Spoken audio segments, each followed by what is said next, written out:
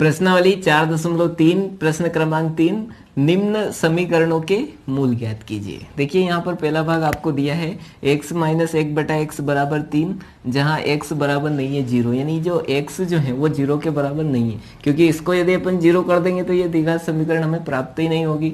अब देखिए यहाँ x है और यहाँ -1/x है ना, अपॉन में तो या तो आप यहाँ 1 लगा के एलसीएम ले लीजिए या फिर x का दोनों पक्षों में गुणा कर दीजिए। तो यहाँ पर देखिए मैं लिख रहा हूँ x का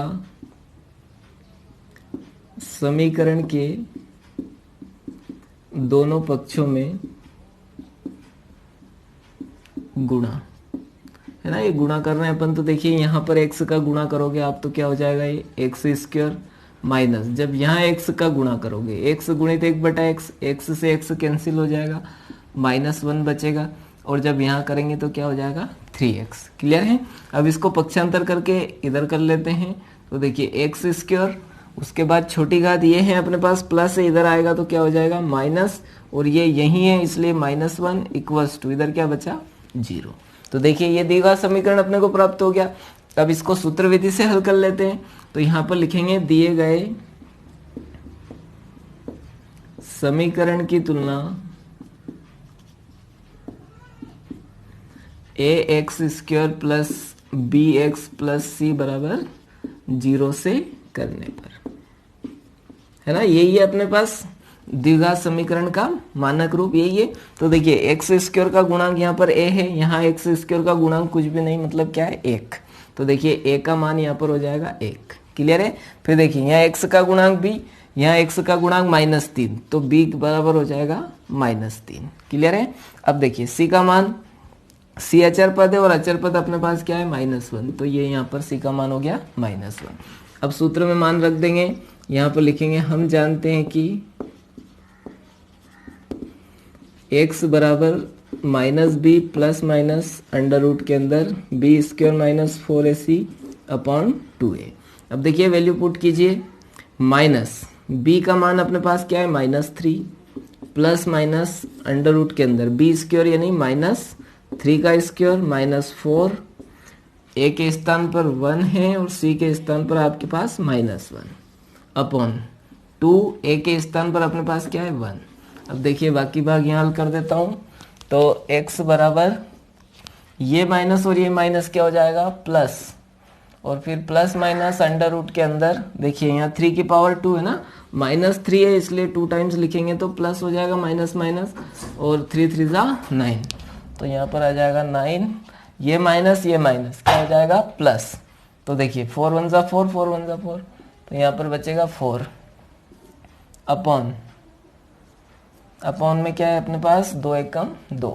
तो देखिए x बराबर 3 प्लस माइनस अंडर रूट के अंदर जोड़ेंगे 9 और 4 को तो कितने हो जाएंगे 13/2। अब देखिए 13 वर्गमूल से बाहर नहीं निकलेगा, यहाँ पर आपके पास 2 चिन्ह है, प्लस भी और माइनस भी है, तो इधर लिखेंगे प्लस चिन्ह लेने पर और इधर लिखेंगे माइनस चिन्ह लेने पर, है ना। तो देखिए एक तरफ प्लस चिन्ह लेते हैं अपन, तो x बराबर 3 प्लस आ जाएगा अंडर रूट 13/2, और इधर माइनस लेंगे तो x बराबर 3 माइनस अंडर रूट 13/2। तो अतः समीकरण के मूल, या अतः दिए गए समीकरण के मूल, है ना, अतः समीकरण के मूल 3 प्लस अंडर रूट 13/2 और 3 माइनस अंडर रूट 13/2 है। क्लियर है। और यही क्या हो गया इसका प्रश्न क्रमांक 3 का दूसरा भाग यहाँ पर दिया है 1/x + 4 minus 1/x - 7 equals to 11/30, जहाँ x जो है वो बराबर नहीं है -4 और +7। देखिए यदि ये -4 जब आप यहाँ रखोगे तो ये क्या हो जाएगा 0, और जब +7 अपन यहाँ रखेंगे तो ये भी क्या हो जाएगा 0। तो हमें द्विघात समीकरण प्राप्त ही नहीं होगी, इसलिए x का मान इन दोनों के बराबर नहीं है ना, बस ये इतना बता रहा है और इसका कोई महत्व नहीं है। तो देखिए आगे इसको हल करते हैं। यहाँ पर देखिए अपॉन में इसलिए एलसीएम ले लीजिए या फिर इन दोनों का गुणा करके पूरी समीकरण को गुणा कर दीजिए। तो देखिए एलसीएम लेंगे तो भी यही आना है, x + 4 गुणित x - 7, है ना। अब देखिए x + 4 से जब इसको भाग देंगे अपन तो ये कैंसिल हो जाएगा, क्या बचेगा अपने पास x - 7, ये माइनस यहाँ पर है अब देखिए यहाँ पर अपॉन में क्या है, x minus seven, x minus seven से जब आप इसको भाग दोगे तो x माइनस सेवन कैंसिल हो जाएगा, क्या बचेगा x प्लस फोर। क्लियर है, बराबर क्या बचा इधर 11/30 है ना। अब देखिए इसको कोष्टक को सरल कर लेते हैं, तो ये हो जाएगा x माइनस 7 माइनस का गुणा कर दीजिए माइनस एक्स माइनस 4 बटे, अब इसका अंदर में गुणा कर रहा हूं तो देखिए x का दोनों में गुणा कर दीजिए पहले, तो x का यहाँ करेंगे तो एक्स स्क्वायर, फिर x का यहाँ करेंगे तो माइनस 7x। अब इसको छुपा दीजिए आप, 4 का कर दीजिए प्लस 4x माइनस 4×7=28 बराबर 11/30। इतना क्लियर है। अब देखिए ये x प्लस और ये x माइनस यहीं पर कैंसिल कर दीजिए। अब इनको जोड़ लेते हैं, -7 और -4 माइनस के 11 बटे एक्स स्क्वायर। देखिए यहाँ पर -7x, यहाँ पर +4x घटाएंगे तो यहाँ पर बचेगा -3x -28 बराबर इधर बचा 11/30। अब देखिए क्रॉस गुणा कर देंगे, है ना। क्रॉस गुणा जब आप करोगे इसका गुणा इधर हो जाएगा, इसका गुणा इधर, तो देखिए यहाँ पर -11x गुणित 30x है ना, इसका इधर कर दिया बराबर इसका इधर कर रहे हैं 11 गुणित, इसको कोष्टक में लिख लीजिए आप, तो एक्स स्क्वायर -3x -28। क्लियर है। अब देखिए ये 11 पक्षांतर करके जब बटे में लेंगे अपन तो ये आपस में क्या हो जाएंगे, कैंसिल हो जाएंगे। कितना बचेगा यहाँ -1, -1 का जब इधर गुणा करेंगे अपन तो क्या आ जाएगा -30। यहाँ बचेगा आपके पास एक्स स्क्वायर -3x -28। अब इस 30 को पक्षांतर करके बराबर से इधर ले लेंगे तो ये प्लस हो जाएगा, तो देखिए क्या बचेगा इधर एक्स स्क्वायर -3x -28, इसको इधर लेंगे तो +30 और क्या बचेगा 0, इसलिए बराबर से इधर क्या लगा देता हूं मैं 0। अब देखिए इसको सोल्व कर लेते हैं तो ये हो जाएगा एक्स स्क्वायर -3x +30 और -28 तो प्लस के 2 बराबर 0। ये आपको द्विघात समीकरण प्राप्त हो गया है। अब इसको सूत्र विधि या फिर गुणनखंड विधि, है ना, जैसे आपकी इच्छा हो कोई सी विधि से आप हल कर सकते हो, क्योंकि इन्होंने बोला है निम्न समीकरणों के मूल ज्ञात कीजिए ना, ये नहीं बोला है कि आप इसको इस विधि से हल कीजिए। तो देखिए मैं द्विघात सूत्र का उपयोग करके इसको हल कर रहा हूं, तो यहां पर लिखेंगे दिए गए समीकरण की तुलना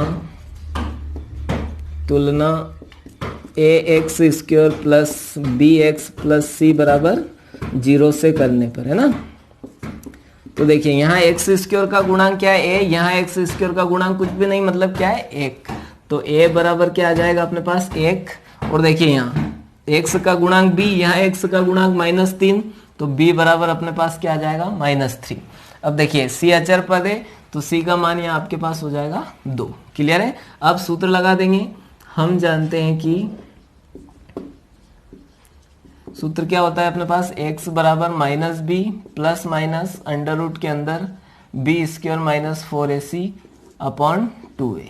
तो देखिए x बराबर आ जाएगा -b, b के स्थान पर b का मान रख देते हैं, ये माइनस सूत्र का b का मान अपने पास है -3, है ना, plus minus under root b square यानी -3 का स्क्वायर -4, a के स्थान पर आपके पास 1, c के स्थान पर आपके पास 2 अपॉन 2, a के स्थान पर 1। अब देखिए x बराबर ये माइनस +3 हो जाएगा, प्लस माइनस अंडर रूट के अंदर 3 की पावर 2 करोगे आप तो क्या हो जाएगा 9 माइनस 4 एकम 4 और 4 दूनी 8 बटे में 2 एकम 2, तो x बराबर 3 प्लस माइनस अंडर रूट के अंदर 9 में से 8 कम करेंगे तो 1 बचेगा बटे 2, तो x बराबर आ जाएगा 3 प्लस माइनस 1 को बाहर निकालेंगे तो 1 ही आना है अपॉन 2। अब देखिए यहाँ दो चिन्ह है आपके पास, प्लस भी और माइनस भी है, तो इधर एक तरफ प्लस चिन्ह ले लीजिए, प्लस चिन्ह लेने पर, और इधर लिखेंगे माइनस चिन्ह लेने पर। तो इधर जब आप प्लस लोगे तो x बराबर क्या आ जाएगा 3 + 1/2, इधर माइनस लेंगे तो x बराबर 3 - 1/2। सोल्व कर लीजिए, x बराबर 4/2 और इधर आ जाएगा x बराबर 3 में से 1 कम करेंगे तो 2/2। क्लियर है। अब देखिए यहाँ पर 2 की टेबल से कैंसिल कर देंगे, 2 एकम 2, 2 दूनी 4, तो x बराबर अपने पास क्या आ गया 2, और इधर देखिए आप 2 एकम 2, तो x बराबर क्या आ गया अपने पास 1। यहाँ पर लिख दीजिए आप आखिरी में, अतः दिए गए समीकरण के मूल 2 और 1 है ना, या 1 और 2 है, और यही क्या हो गया इसका आंसर। अब प्रश्न क्रमांक 4 हल। अब देखिए प्रश्न क्रमांक 4, 3 वर्ष पूर्व यानी पहले रहमान की आयु वर्षों में का व्युत्क्रम और अब से 5 वर्ष पश्चात आयु के व्युत्क्रम का योग 1/3 है, उसकी वर्तमान आयु ज्ञात कीजिए। तो देखिए इसको मान लेते हैं हल। माना कि रहमान की वर्तमान आयु x वर्ष है, ठीक है, ये अपन ने उसकी अभी की आयु मान ली। अब देखिए प्रश्न क्या कह रहा है, 3 वर्ष पूर्व, तो यहां पर लिखेंगे 3 वर्ष पूर्व रहमान की आयु। देखिए 3 वर्ष पहले की बात हो रही है, इसलिए अभी की आयु में से 3 वर्ष क्या हो जाएंगे, कम हो जाएंगे, है ना। तथा यहां पर देखिए फिर क्या बोल रहा है, अब से 5 वर्ष पश्चात, तो यहां पर लिखेंगे अब से 5 वर्ष पश्चात रहमान की आयु बराबर क्या हो जाएगी, पश्चात यानी बाद की बात हो रही है, इसलिए अब जितनी आयु है उसमें 5 जुड़ जाएंगे, है ना, वर्ष होगी। ठीक है, ये तो अपन ने जैसा प्रश्न में बोला था वैसा कर लिया। अब प्रश्न क्या कर रहा है, 3 वर्ष पूर्व रहमान की आयु का व्युत्क्रम। अब व्युत्क्रम समझिएगा, 3 वर्ष पूर्व आयु कितनी, x-3, इसका व्युत्क्रम करेंगे, इसके अपॉन में कुछ नहीं तो क्या है 1, व्युत्क्रम करेंगे यानी उल्टा, ठीक है, तो ये 1 ऊपर चला जाएगा और x-3 नीचे आ जाएगा, यानी इसको क्या करना है, अपॉन में करना है, क्या कहलाता है, व्युत्क्रम। तो देखिए यहां पर लिखेंगे प्रश्नानुसार 3 वर्ष पूर्व रहमान की आयु वर्षों में का व्युत्क्रम, तो यहाँ पर व्युत्क्रम कर लेते हैं 1/x-3, और अब से 5 वर्ष पश्चात आयु का व्युत्क्रम, तो देखिए इसको भी अब 5 का योग, तो यहाँ पर क्या लग जाएगा, प्लस कितना है 1/3 है। क्लियर है। अब इसको सरल कर लीजिए आप, ठीक है, तो देखिए एलसीएम ले लेते हैं इसका, x-3 इंटू x+5। अब आपको पता है x-3 से x-3 कैंसिल हो जाएगा, x+5 बचेगा, और यहाँ पर प्लस x+5 से x+5 कैंसिल हो जाएगा, तो x-3 बचेगा बराबर 1/3। अब इसको आगे सोल्व करते हैं, तो देखिए एक x और एक x जोड़ लीजिए, 2x, 5 में से 3 कम करेंगे तो 2 अपॉन, यहाँ पर मल्टीप्लाई कर दीजिए ना, इसको छुपाया, x का गुणा दोनों में कर लीजिए, पहले x का x में करेंगे तो x², x का 5 में करोगे तो 5x। अब इसको छुपा दीजिए, 3 का दोनों में कर लीजिए, तो देखिए -3x और -3×5 बराबर 1/3। इतना क्लियर है।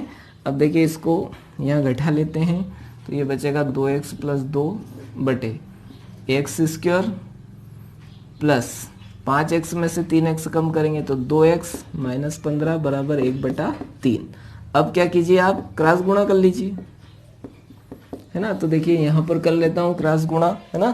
तो जब आप क्रॉस गुणा करोगे इसका, 3 का गुणा इसमें करेंगे अपन, तो देखिए क्या हो जाएगा, 3 दूनी 6x प्लस 3 दूनी 6 बराबर, और 1 का गुणा करेंगे, कोई प्रभाव नहीं, ऐसा कैसा लिख लीजिए, x² प्लस 2x - 15।